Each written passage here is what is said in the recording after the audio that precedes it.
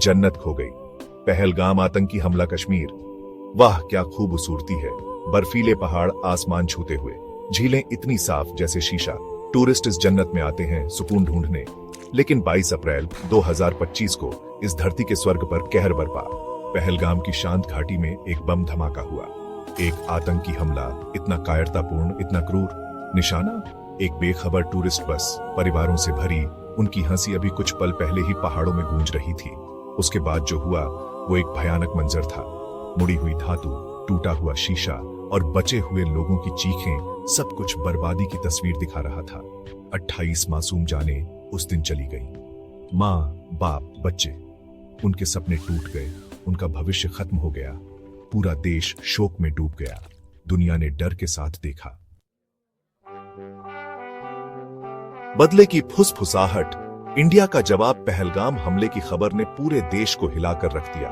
देश में दुहक की लहर दौड़ गई, जो जल्दी ही गुस्से में बदल गई। लोगों ने इंसाफ मांगा, सरकार ने बदला लेने की कसम खाई। दिल्ली में एक हाई लेवल मीटिंग हुई। प्रधानमंत्री, उनके चेहरे पर दुहक और दृढ़ता। उन्होंने कमरे में कहा, हम इसे ऐसे नहीं छोड़ेंगे। उनकी आवाज देश की भावना को दर्शा रही थी। ऑपरेशन सिंदूर को मंजूरी मिल गई। एक प्लान बनाया गया। इंडिया जवाब देगा, गुस्से से नहीं, सोच समझकर। मशीन में भूत सिंदूर की तैयारी। इंडिया के एयरबेस में एक अलग तरह की तैयारी चल रही थी। इंडियन एयरफोर्स अपनी बहादुरी और हुनर के लिए मशहूर, उसे ऑपरेशन सिंदूर की जिम्मेदारी दी गई। पायलट्स, उनके चेहरों पर दृढ़ संकल्प, कड़ी ट्रेनिंग से गुजरे।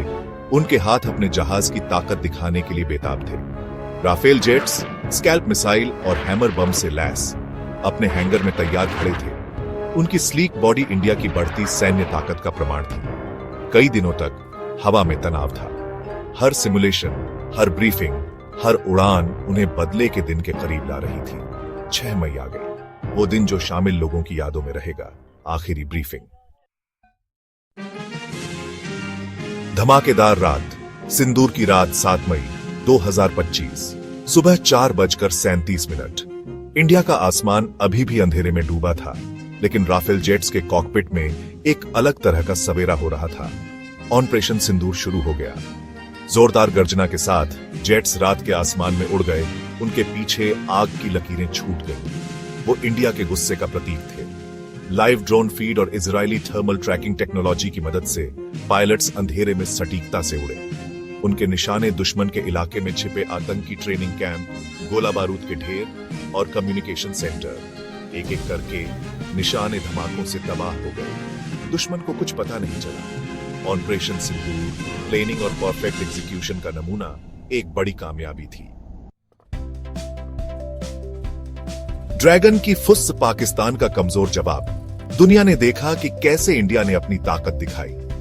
पाकिस्तान इस अचानक हमले से घबरा गया। उसका जवाब कमजोर था।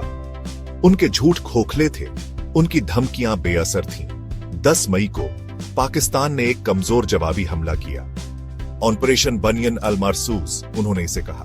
ताकत दिखाने की एक कोशिश। पंजाब और कुपवाड़ा में इंडियन पोस्ट पर अंधाधुंध मोर्टार और ड्रोन दागे। इंडिया के एयर डिफेंस सिस्टम ने उनके हमलों को नाकाम कर दिया।